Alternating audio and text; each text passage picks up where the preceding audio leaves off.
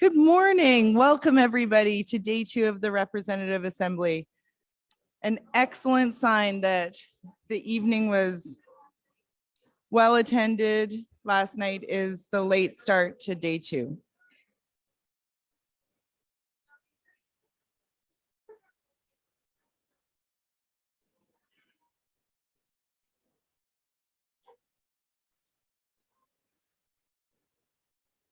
We will get started as we're already running behind. I do want to welcome you to the day 2 of the Fall Assembly. And if you are listening to me, but the person beside you is still talking, if you just want to, thanks very much.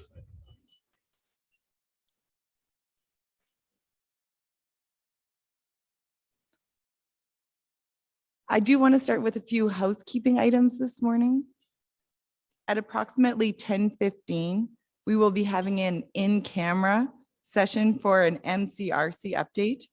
And this session is for SMA members and staff only. There will be door prizes at the end of the meeting today. You just need to return your name badges to be entered in for a door prize and be in attendance to win. In addition to the door prizes, the beautiful centerpieces from last night are available for you to take home if you wish. So on your way out, if you want to grab one of those, that would be great. The evaluation forms are very important for the staff to continually improving this meeting for us. Your input is highly appreciated. If you could fill out the evaluation forms as they come around with the QR code. And if you haven't already put it in your calendar, we have the date for the spring RA already set as May 5th and 6th in Saskatoon at the Sheraton Hotel, and we look forward to seeing you there. We're now going to continue with the Special Committee on SMA Governance Project. The SMA Governance Review stems from the 2021 Spring RA, where delegates referred a resolution to the Board of Directors asking for an external review of structures and processes. The Special Committee on SMA Governance, which comprised of 5 positions, was established 1 year ago at the Fall 2021 RA. Committee discussions led to proposed amendments to the SMA bylaws, some of which were brought to the most recent annual general meeting held in May. At a special meeting in June, SMA members clearly expressed a desire for further consultation. Today, we hear an update from the Special Committee on SMA Governance. I would now like to invite Dr. Brian Sharfstein to the stage, and we'll continue on with your presentation. Thank you. Thank you very much. And if the committee itself could make its way up here, we're not alone. I'm not alone. I have a team. And while they're making their way up here, it's a pleasure to be here.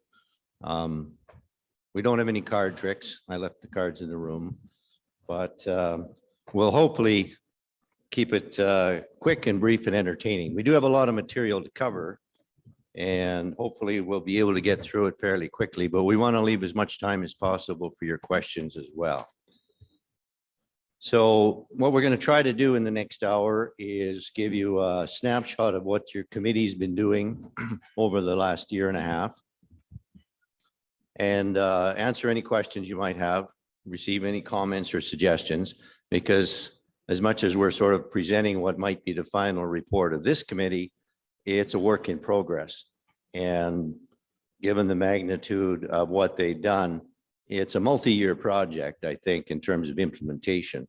So there'll be lots of time yet over the next, particularly the next 6 months, to engage before there's some final changes to bylaws, et cetera.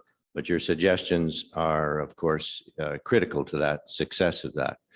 And then we do have the recommendations we'd like you to approve. There are a lot of resolutions. There's 10 or 11 of them.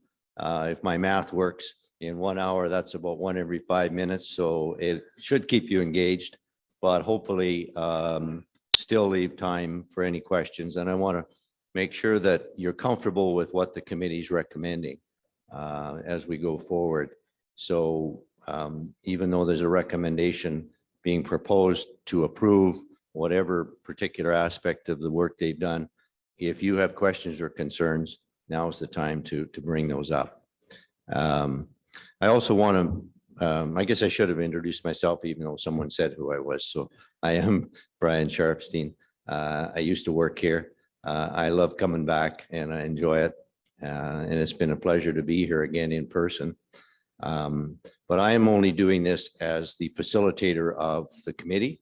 So what we'll be presenting, and I want to emphasize this, is the consensus opinion of the committee. And we, I think they've had, 17 meetings since you elected them. And through those 17 meetings, there's been some pretty vigorous debate on some of these issues.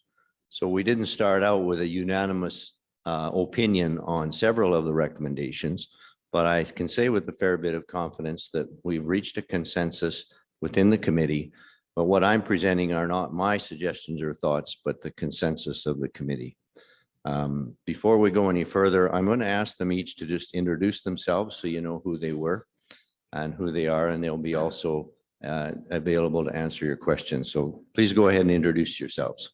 Hi, Dr. John Marco Pondo. I am the section representative for public health.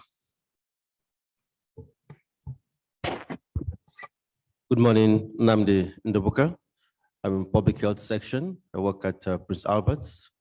I'm happy to be here today. Morning. Good morning, Lenny Pillay. I'm from Regina. I'm an ear, nose, and throat specialist. And yeah, it was a lot of hard work, Brian. Thank you for keeping us up there. Here to share this with you. Thank you. Good morning. I'm Grant Stoneham. I'm an interventional radiologist from Saskatoon, work out of the University Hospital, and I am a section rep from Saskatoon, delegate from Saskatoon. Thank you. And Dr. Prasad is also a member and was not able to be here. And one of the original members, Dr. Hammond, who is not on the RA anymore, is no longer on the committee, but was with us for about half of the committee's time. So very quickly, you'll recall this committee got together because you asked them to way back in the spring of 2021 with a resolution that said, we think you ought to have a look at your governance processes. Perhaps there's something you could do to make the organization better. And you did emphasize a couple of things in terms of transparency, sort of democracy in action, better engagement with the membership. So there was a bit of a focus to that, but it was a pretty broad recommendation that the board took seriously, considered, presented to the next RA, following which this committee was created with a fairly open mandate to look at governance. So we've introduced the members, and in terms of the mandate, the committee, when it first met, took a pretty broad approach and said, if we're going to start meeting and think about, in particular, how we elect people, our nominating processes, our transparency, perhaps we ought to start from the beginning on the theme that form follows function and see if we can't look at the entire organization and its structure. So they became quite ambitious in terms of the scope of the project, and kept in mind a couple of key items. They said, whatever recommendations we make, we ought to look at the organization from the perspective of saying, is there a way we can make it more efficient, given the scarce resources, particularly time, but also money, and make it more effective in terms of what its objects are.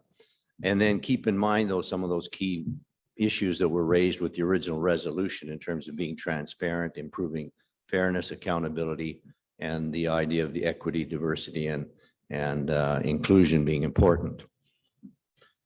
There's really three stages to the work. And the first one, as I say, was a broad overview of the governance structure, form follows function.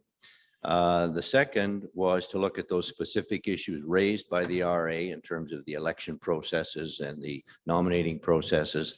And then the third has been added more recently in terms of the bylaws amendments that were proposed by the board at the spring RA that were now transferred to this committee to have a look at, to bring back to the next spring RA. As I say, they've been meeting every couple of weeks for quite some time, 17 meetings. And they met with the EDI committee, looked at a lot of legislation, a lot of bylaws, looked at what our other organizations are doing.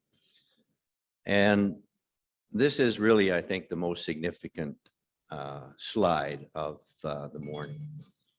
The committee concluded, I think, at the end of its overview that you're in very good shape. And so they're really about fine tuning rather than rebuilding.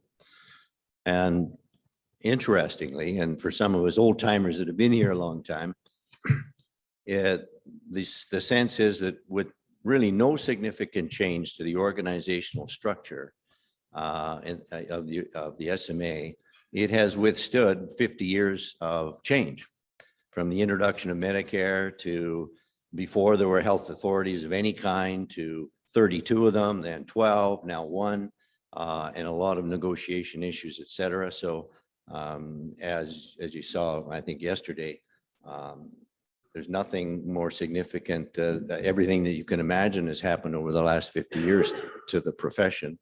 Yet this organization has stood the test of time.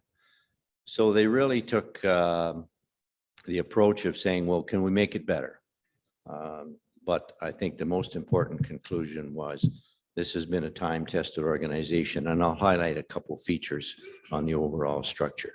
And so they proceeded to look at, are there ways to make it better? So-called, as Jim Collins would say, good to great. And I think this was a good example. It's one of my favorite books, by the way, but they really did take the approach that being good might be okay, but not in this environment. Can we make it great? You've had a whole lot of documents sent to you, and I'm going to assume you've read them all cover to cover. You've memorized them, or at least understand the details, because there's too much to go through in detail. We'll try to touch on the highlights only. But I would encourage you to do that, because what I think the committee hopes they're leaving behind is a roadmap to success. And so hopefully there's things in there that we'll be able to reflect on over the next several months or even years. But we'll go through them kind of through the stages that they went through. And the first is just your overall structure. I think the light that went on for me as we were going through this is understanding the way the organization is set up. And I would have to say to people like Mark Baltzan and Ernie Bergen, who invented the SMA a long time ago, it was quite an effective organization. The key is the representative assembly. What you have is a parliamentary model of governance. There's probably two basic models of governance that you can look at for most not-for-profits. The one you're most familiar with will be the standard corporate governance structure, where you have a board of directors, large or small, elected by the membership. And so the membership meets as either, it could be shareholders at a meeting or members at an association, and they elect a board, and the board does the business, and the shareholders meet in the annual meeting once a year. That's the typical structure. This one is a parliamentary model, and you have at the center the ultimate authority being the assembly, elected, the representative assembly.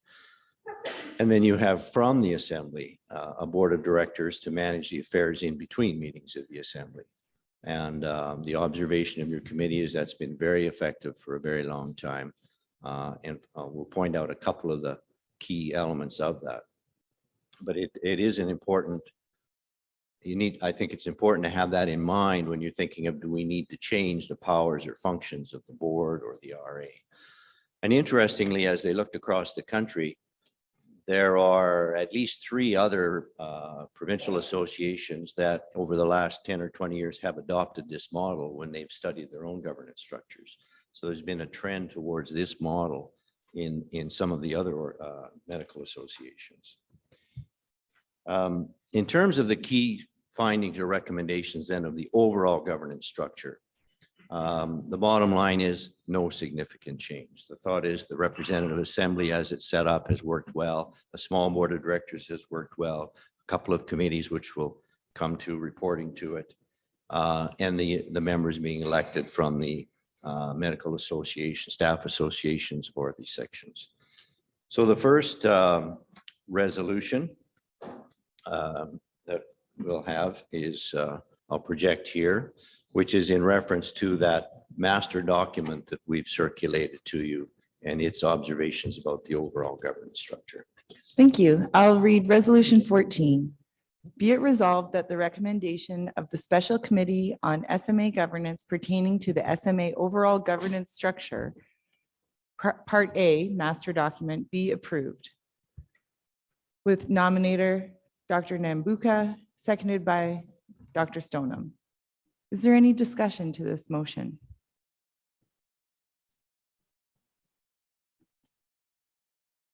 No discussion?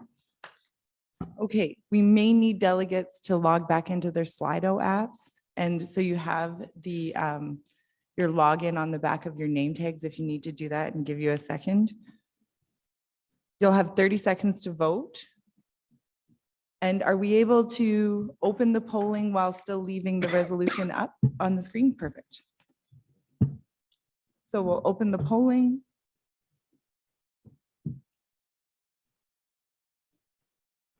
Polling is open.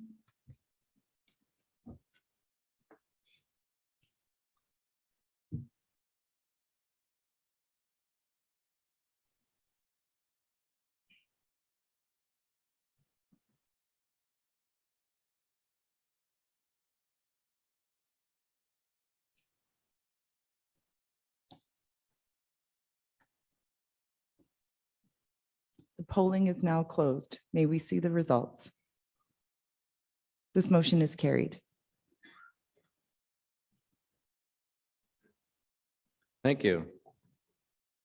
And that bodes well because it was a fairly significant majority. Some of you will recall our annual meeting bylaw discussion back in the spring, and it didn't go quite as smoothly as this. But thank you. But I do encourage you for questions or comments. We do want to hear them. We will go through now just a few of the specific elements. So having looked at the overall governance structure and the committee feeling very comfortable with that and really no significant changes, there are some changes they are suggesting. And I will try and highlight here just some of the most significant ones. And because they are, I think, fairly significant tweaking, we're introducing them as individual elements just to be sure that first you're aware and also comfortable that this is an appropriate way to go. The first, they looked at the medical staff associations, and you'll recall the bylaw amendments that were presented last spring were presented because of the change that has happened over the last couple of years. So Saskatchewan Health Authority, a single provincial health authority came into being, and the conclusion at the SMA was we need to restructure and reconfigure, or consider it at least, to be sure that we're still effective. And so over the course of a couple of years, we basically recreated the regional medical associations to be the medical staff associations with two key roles, collegiality and advocacy. And to be effective as advocates, the thought was the advocacy at the provincial level with you is very much with the Ministry of Health and the department, but at the Medical Staff Association is with the SHA. So, so the thought was with the recreation of medical staff associations required some bylaw changes. But as part of this discussion, the question was raised of, do we have the right formula in terms of rep by pop? So you have a modified rep by pop formula. So if you come from a very large MSA, you will be representing as an elected delegate quite a few more members than if you came from a small one. That's to give a strong voice to both the rural and remote and small MSAs, and that's been in place forever. But the formula for rep by pop hasn't changed in probably 40 or nobody could remember whether it had ever changed. So it could be 40 years old or 50, but it's been around. And of course, the doctor population has doubled, tripled, quadrupled. So the committee considered arguments for and against changing and is recommending a small change. They're basically adding 4 tiers because the tiers that you have in the bylaws currently stop at 500. If you have more than 500, you get no more reps. The thought was now that we have so many more physicians, it might be reasonable for a small increase. So what the committee concluded, and this is at the end of a lot of vigorous debate, both at the board of directors, at a previous special committee meeting of the RA and the members, as well as within the committee, that adding 4 tiers, which would add the net result would be 2 more delegates from Regina and 3 more delegates from Saskatoon, and no change from the others. And so that was the first recommendation in terms of the rep by pot. Similarly, they looked at sections and again observed that in particular family practice probably has 4 or 5 times the number of members that it had when that formula was first created. They looked at several options and also suggested a mild change to add a number of delegates, about I think a total of 6. So there would be 4 sections that would now have 2 delegates, anesthesia, internal medicine, pediatric, psychiatry, and there would be 3 delegates from family practice. The thought being that 1 representing all of the family practitioners of the province was perhaps a bit too ambitious. So they're recommending a slight change that would add 6 new representatives and those would come from the largest sections. So we have a resolution to that effect.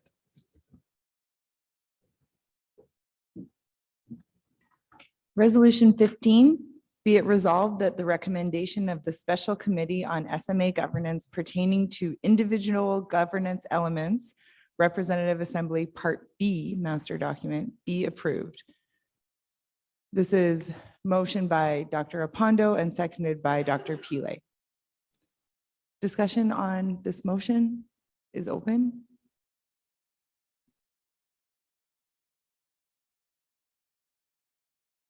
I have somebody coming up to the microphone here.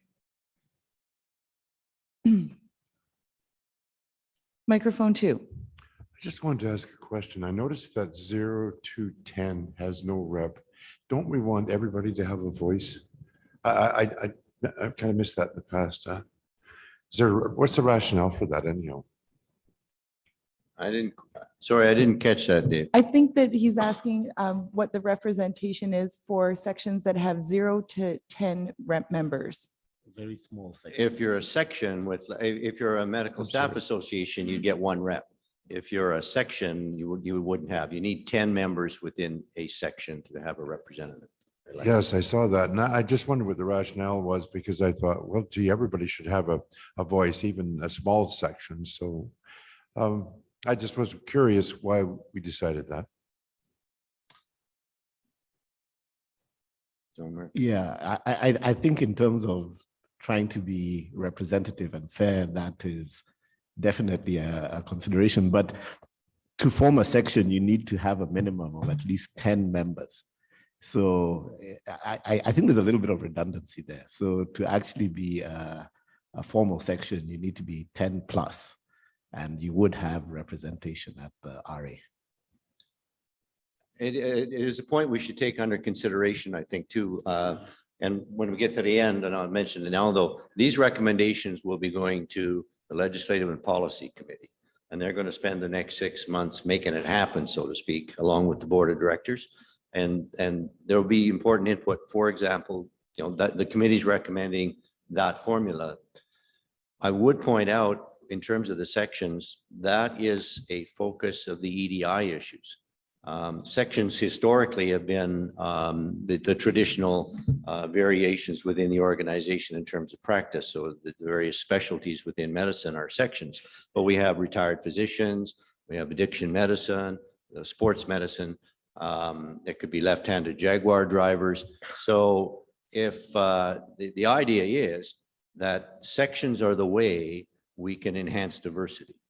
And if there are a group of physicians, international medical graduates, whatever, that feel that they would like better representation and acknowledgement and participation within the association, they can form a section, apply to the board to be recognized as a section, and that's the way they would get a voice in your parliament.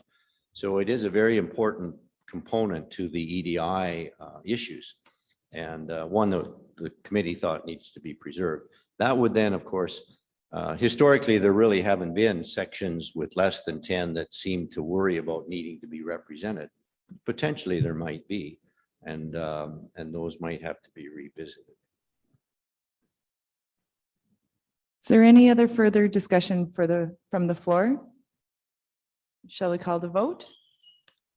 Okay, I'll have the polling open, please. Delegates, please open your Slido browser. You'll have 30 seconds to vote, and polling opens now.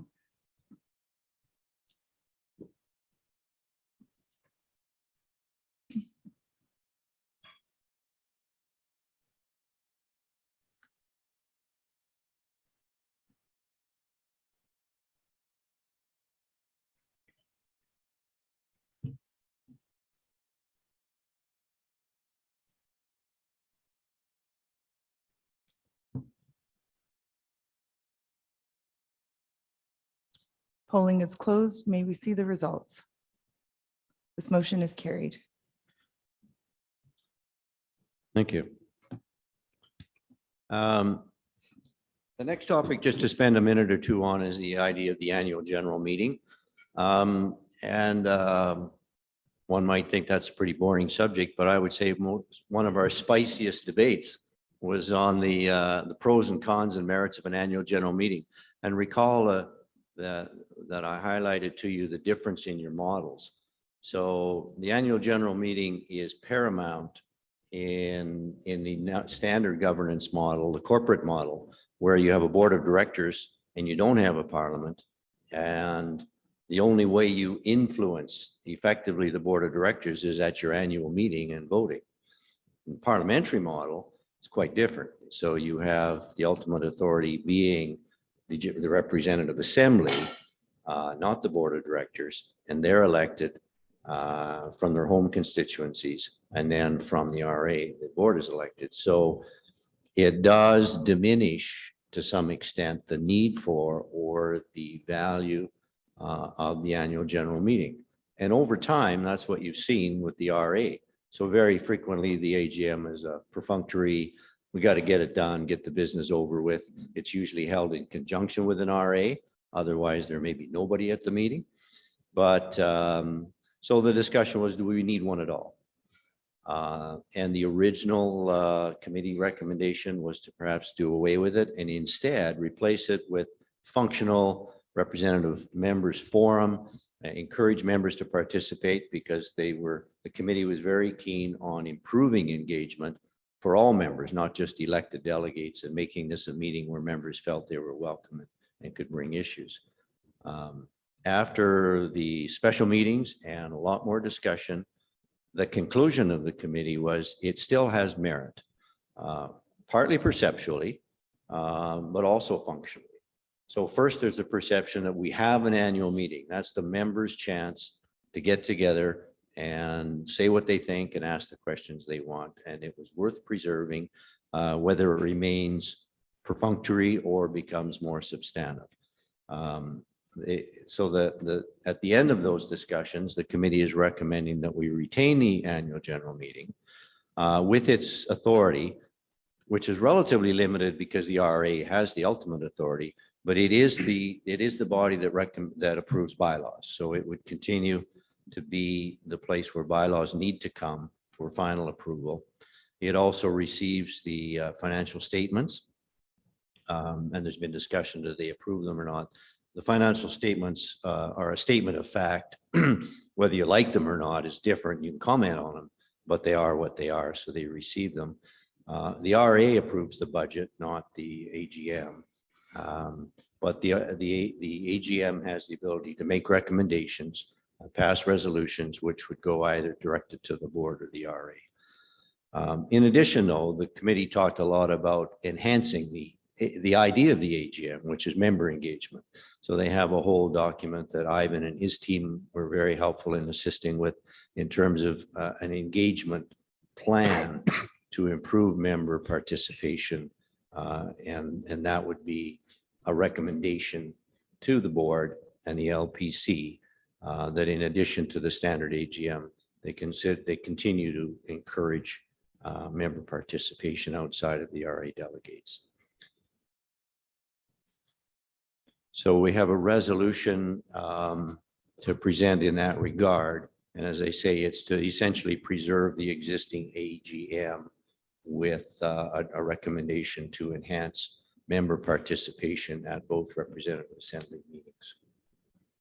Resolution 16, be it resolved that the recommendation of the Special Committee on SMA Governance pertaining to individual governance elements, AGM Part B Master Document, be approved. And this is moved by Dr. Pile and seconded by Dr. Apondo.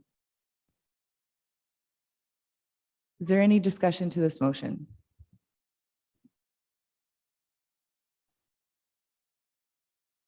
Seeing no one, we will call the vote. Please vote on your Slido app. We'll have the polling open.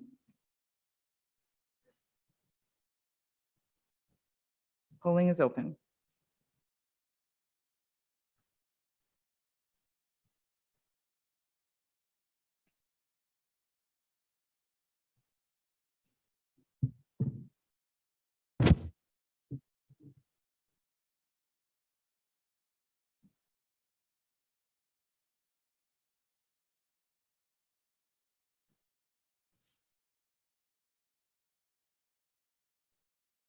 The polling is closed.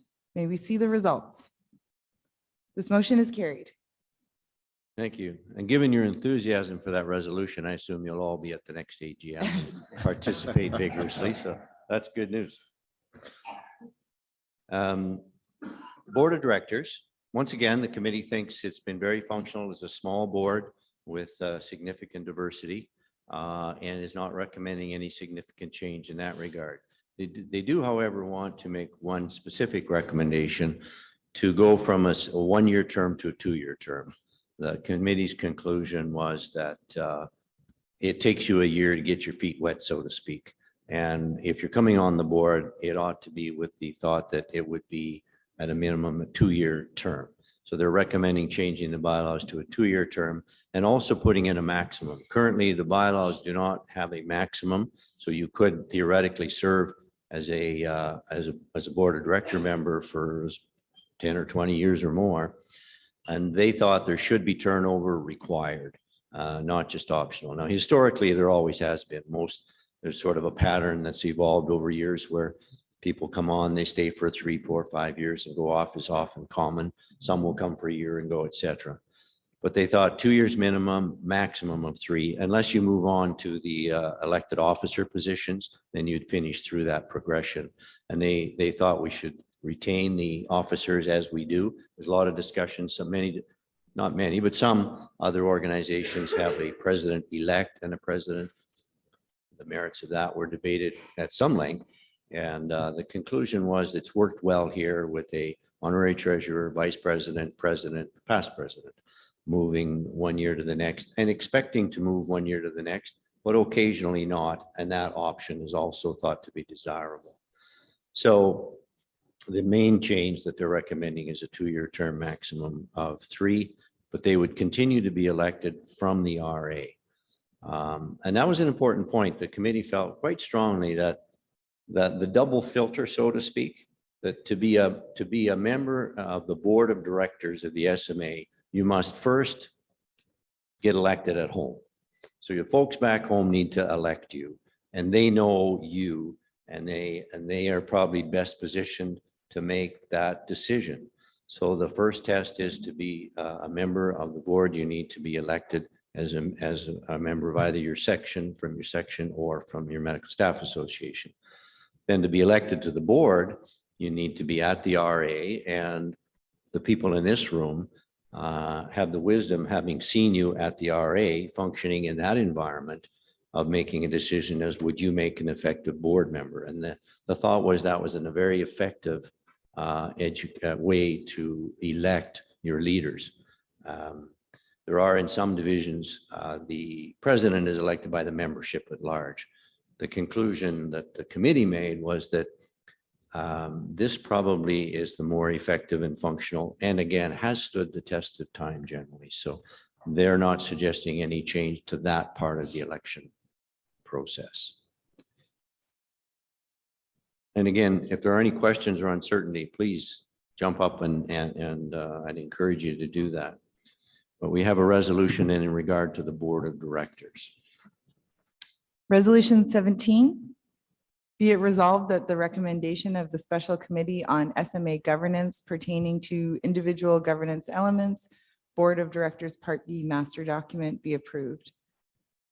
And this is moved by Dr. Ndabuka and seconded by Dr. Pile. Any discussion on this motion?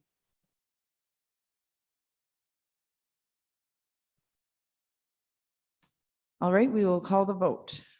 Delegates, please vote on your Slido app. Polling is open.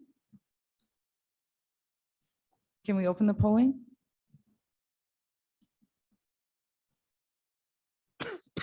I don't have my timer going yet. There we go. Polling is now open.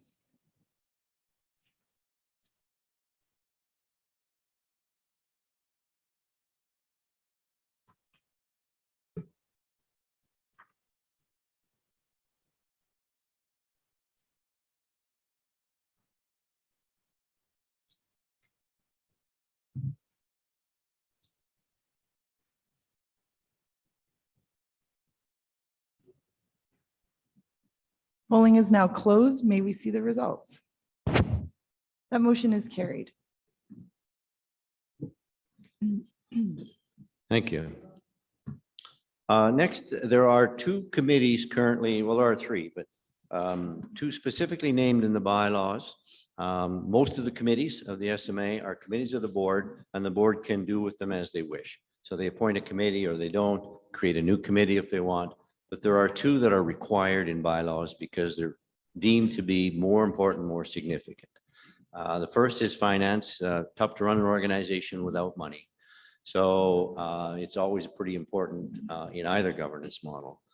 The committee was quite comfortable with the current arrangement of the Finance Committee in terms of its scope and its mandate, but did suggest a change. They thought that the Finance Committee, rather than being just a committee of the board, should be a joint committee of the RA and the board. So you would take a higher degree of ownership for that committee, both in terms of its membership, and it currently does report to the RA as well as the board.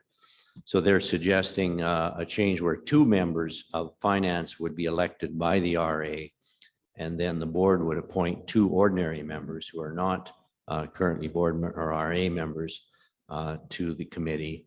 The members would have 2-year terms as well with maximum of 3, and that's a consistent recommendation within bylaws that they're making. And the chair will be appointed by the board from among the Finance Committee members. And then it would also include the honorary treasurer ex officio. So there'd be 5 on the committee, and its mandate would remain as it currently is. And they think it should remain in bylaws as an important committee. So we do have a resolution regarding finance.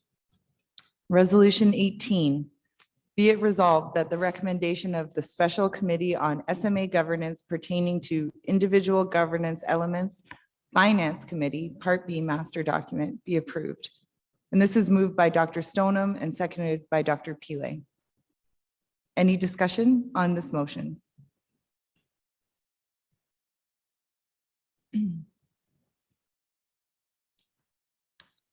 Microphone Hi. number 2, please. Yeah, Mark Brown, delegate from Moose Jaw and past president. Yeah, I'm just trying to get my head around the way the Finance Committee is going to be elected by the board as well as the RA. And I'm just wondering, in terms of the representative assembly, how much insight they have into the actual, finances. Yes, we do see we do see the financial documents and statements, but is this something that maybe the board has a lot more insight into the finances of the SMA? I'm just trying to, this is the first time I've seen this, so I'm just trying to kind of think through it logically and kind of question whether that's wise or not. So maybe if some of the committee members can just talk a little bit to that, I can be convinced that it's the right way to go, rather than allowing the board to appoint the Finance Committee and for the Finance Committee to stay solely a committee that reports to the board. We're giving the board like 2-year terms, which is essentially, I think, a good thing. It's more stability, but then you're also taking away some of the board's power in terms of governance. So it seems to be the one step is a good one. The previous motion and this one, I'm not so sure of. I'm not opposed to it. I just would like to understand a little bit more the rationale.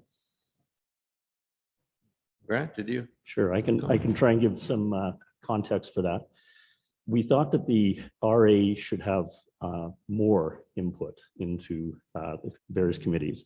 When you look further through the documents, you'll see that the Appointments and Nomination Committee actually look at competencies, and they look at a framework to try and get representation on the committees. So there is the people that would self-identify to be on a committee like that may be picked out through that process. So we actually did think it was important to have the RA involved in that. The board also is definitely involved because it has 2 positions as well, but it's a balance between board and RA approach. We do think that it's important to have people on for a designated term, but and at least 2 years to start off with. People learn on the job, of course, but so it's important to have them there for a period of time, but then also limited to the total of 3 terms. I don't know whether that answers your question. Thanks, Grant. One other thing I'd point out, we did, and we're going to come to that shortly in terms of, I think the thrust of your question is how are we going to make sure we got the best people on these committees? And this is more about accountability. We think the Finance Committee is accountable to the RA, and it should have some role then both in reporting and maybe electing them. But you'll see when we go through the election process and the attributes matrix, the idea is the RA will elect a couple of folks, then the board will appoint subsequently, and they'll use a matrix to have the expertise they're required, so they can sort of fill in the blanks, so to speak, to have the expertise that they want. So some of the question you've asked will be answered, I think, a bit too when we highlight the way that we envisage nomination election to occur. But an important point to your question is the board will appoint subsequent to the RA election to try to add whatever competencies they see are missing from the committee, if there are some. Microphone 3, please. Dr. Sridhar, I'm an observer, so can I have the Please. permission? Yeah. The finances of any organization, who has the best knowledge? The best knowledge resides with the board. So in the board itself has the responsibility to the RA. So there is an accountability that exists, or line of sight exists. So in certain settings, it may be worthwhile to even consider the Finance Committee and the approval of the budget and the authority should reside with the board, and the board could come back to the RA for its approval and so forth, whatever the process may be. So you had to think through that.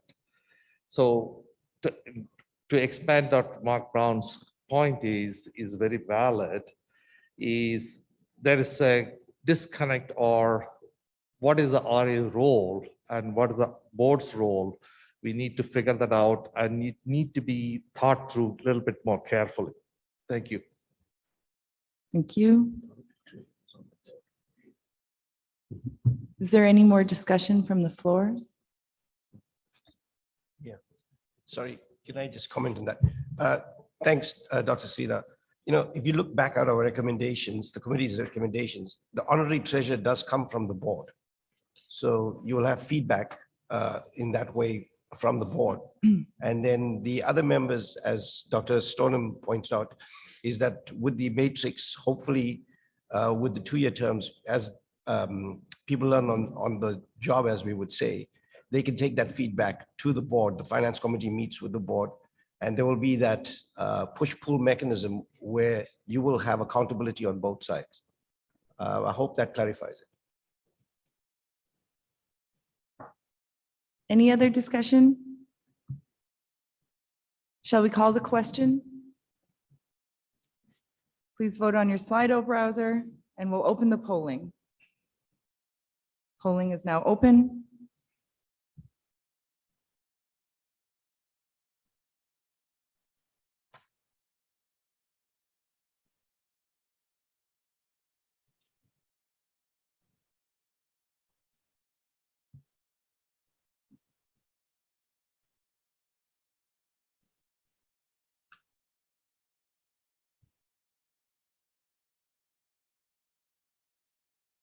The polling is closed. May we see the results? This motion is carried. I was just going to get a point of clarification. I do think that when we have committee members that are seconders on the motion, that they should be in the timed space as well when they're responding, even if they're up on the stage. Yes, okay, thank you. Please. Thank you. The other committee that's specifically referenced in bylaws is the nominating committee. And this really leads a bit to stage 2 of the work, which was thinking about how the RA elects its leaders, how the organization chooses its leaders, appoints its committee members, et cetera. And they are making some fairly significant suggested changes. Currently, what you have is a nominating committee of the RA, which focuses exclusively on nominating, putting forward a slate for you of the positions you elect at the RA. At the same time, the board has a committee, appointments and awards, which advises it and makes recommendations to the board on the appointment in all the other committees. A fair bit of overlap. The committee's thought was those two should be combined into one committee where we can harness the expertise and develop the expertise and the processes to be as efficient and effective as possible doing that. So they're recommending combining those two committees to a single committee, the Nomination and Appointments Committee. And then they have a number of recommendations in regard to the actual work of the committee and how it will do its job, which we'll come to. So this would be a joint committee. There would be 3 members elected from the RA, and then there would be as well 2 ordinary members appointed by the board, committee of 5. The past president would be ex officio, given their historical knowledge of the organization. And they would be ex officio, non-voting, and they would chair the NNA committee is the recommendation. 2-year term, maximum 3. And it would then report to the board and assist the board in doing its appointments for its committees. But it would also, of course, report to the RA and bring forward the slate of nominees for the various positions you elect, including the 2 new now finance committee. And we'll go into a little more detail in a minute of the processes they are suggesting that you would use.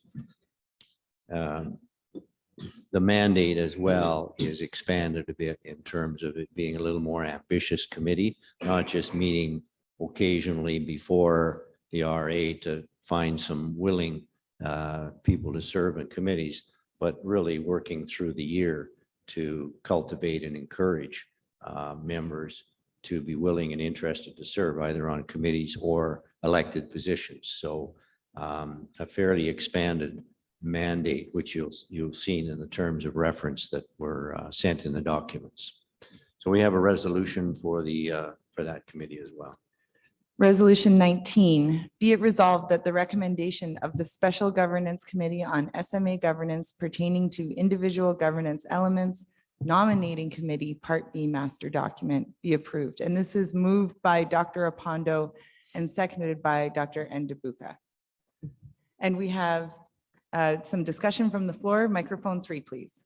Good morning. I'm Barb Konstantinovich. I'm a delegate. I see that you've got 2 ordinary members. As you had mentioned earlier, the community with which you reside decides if you are a trustworthy leader and a delegate to the RA. As such, I believe that this committee, which houses a tremendous amount of power in our organization, should only have delegates as opposed to ordinary members. Those two ordinary members picked by the board do not fit in a democratic position in this committee. Thanks.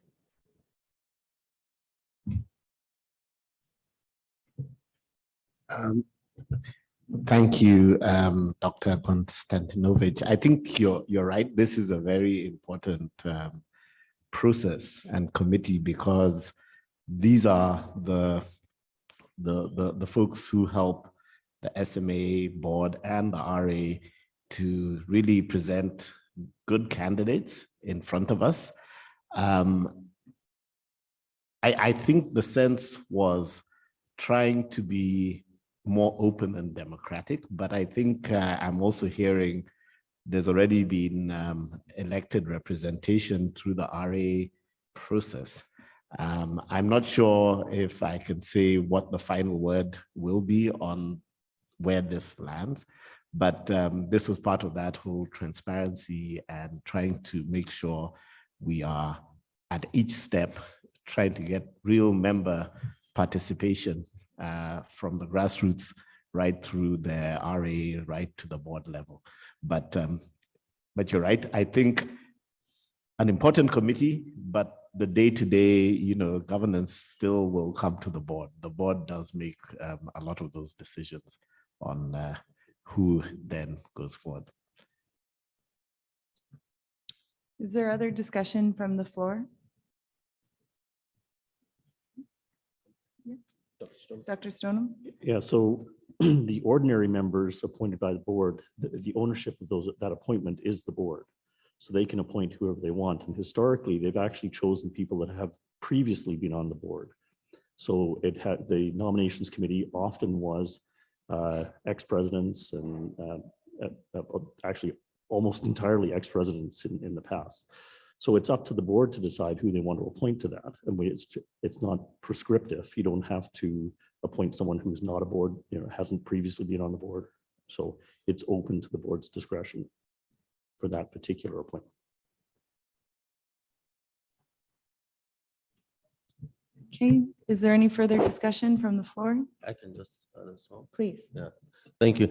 And I think the idea of just add to my colleague's comment, in trying to be more transparent and not just lock down some of these committee positions to the RA, and also a way to encourage membership engagement at grassroots level.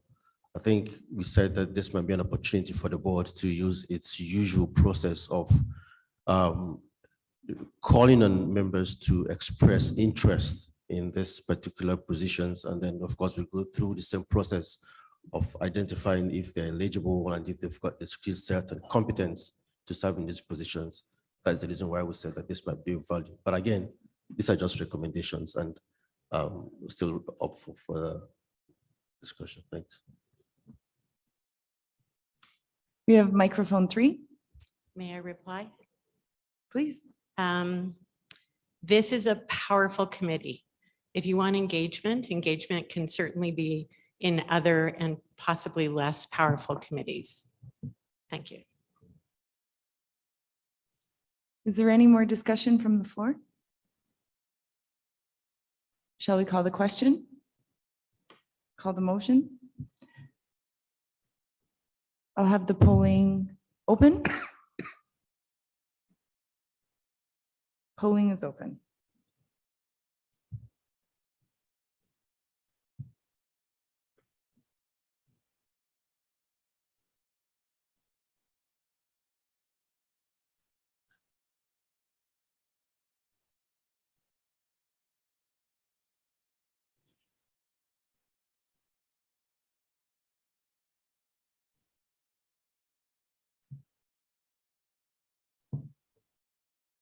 Polling is closed. May we see the results? That motion is defeated. Do we have, is it 66%, Richer, 2/3? No. Is it just majority? Okay, that motion is carried. Yeah. Okay. I think it's, okay, is it saying? Almost defeated. And I think a good point made in terms of, and we'll come to that in terms of the balance of competencies versus representation and diversity in your committees. And as was observed, two very important committees, finance and nominating. And how do you have the proper balance? The next is you've been circulated the terms of reference, and I've already highlighted the expanded mandate, and there'll be more detail. So we'll just move right on to the resolution in regard to the terms of reference for the new nominating and nomination and appointments committee. Resolution 20, be it resolved that the recommendation of the Special Committee on SMA Governance pertaining to the draft terms of reference for the Nomination and Appointments Committee, Document 2, be approved. And this is moved by Dr. Ndabuka and Dr. Stoneham. I'd like to open up discussion for this motion.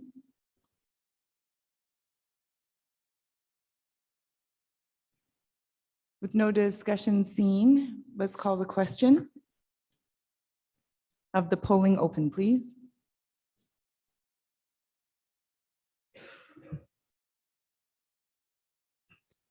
Polling is open.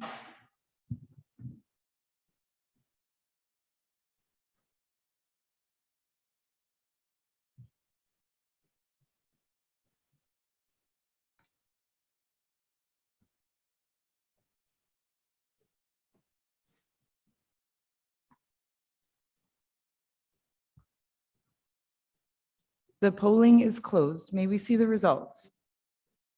This motion is carried. Thank you. That's the end of the overall governance piece. This would be on the basis of the recommendations of the committee, your new governance structure. For those of you who were awake at the start of this session, that looks a lot like the slide we started with for good reason. Some minor changes in terms of reporting relationships, terms, a few extra delegates, et cetera.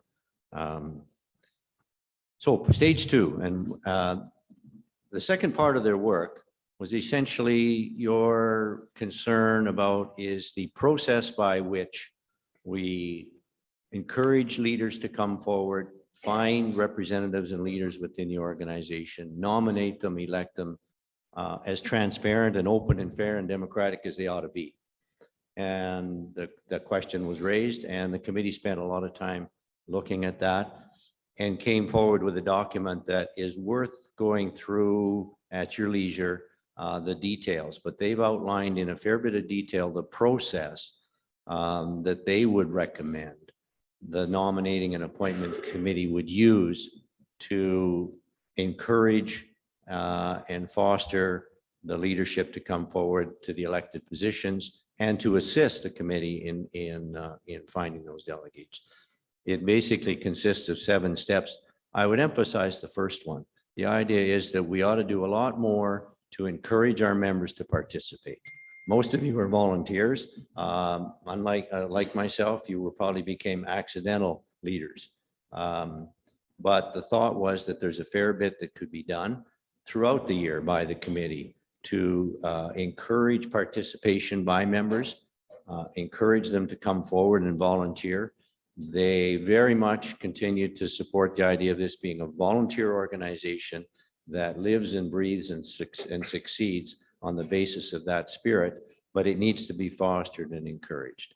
So that's a major aspect of the work of the committee, not just finding a few people to come forward a week before the RA, so to speak. So they would spend time identifying, first they would identify the positions that would be coming up for election in particular. They would then passively recruit. The chair of the committee would send emails to all of the potential nominees, encouraging them to come forward and self-nominate. So it's a self-nomination, expression of interest. They would ask for a basic amount of information so that when you do vote for these delegates, you know a bit about them.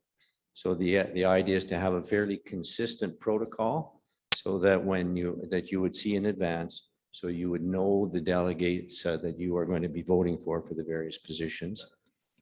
They would then take that slate of volunteers, so to speak, that have willing to be nominated and go through them and apply a grid, a so-called attribute matrix. They would see if there's any vacancies or areas that they think are not properly represented. And if so, they would then undertake a bit more active recruitment. This was a fairly spirited discussion in terms of the concern about discouraging the old boys club, so to speak, the shoulder tapping idea that it might be too easy to just be a small group of people who is in charge of the bus and manages to maintain that. They did, however, recognize that sometimes folks are a little reluctant. Excellent candidates, and there are many of you in the room reluctant to come forward, but if encouraged a bit, would. And certainly in my history in this organization, many of our very best leaders came forward because they were prompted or encouraged to do that. So it was thought it's important to do that, but in an open, transparent, clear way. So the so-called active recruitment, if there aren't sufficient candidates to fill the vacancies or the right skill set. And then finally, the committee would actually meet and apply a grid that we'll look at in a minute to assess the candidates. And the committee would bring forward to you, as they have historically, a suggested candidate for each position, not the whole slate. So if there were 5 candidates for a position that were interested, they would look through the committee structure currently, the balance, the mix, and bring forward a recommended name.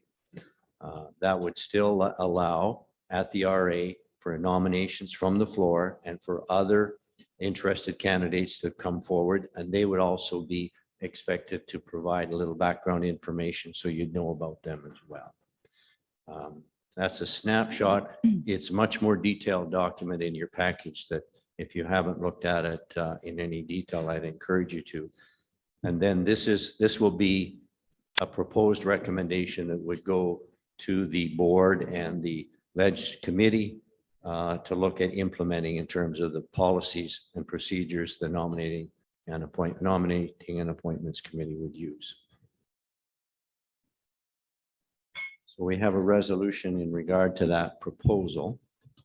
So resolution 21, be it resolved that the recommendation of the Special Committee on SMA Governance pertaining to the proposed process for nomination and election of RA elected positions, document 3, be approved. And this is moved by Dr. Stoneham and seconded by Dr. Ndebuka. Is there discussion on this motion?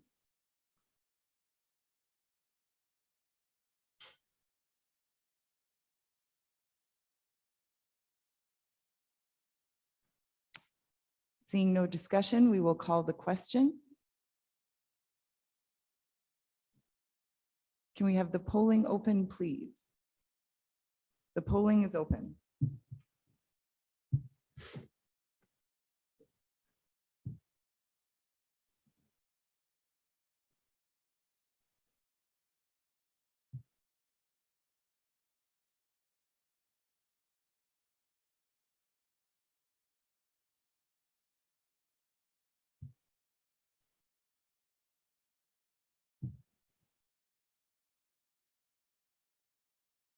Polling is now closed.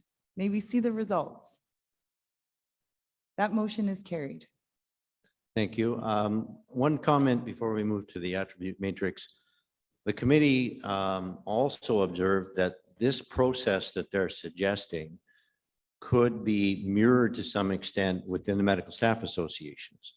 And so I would encourage all of you who are obviously leaders within your own medical staff associations back home to think about that and take this and because we've heard that there's the same angst and worry.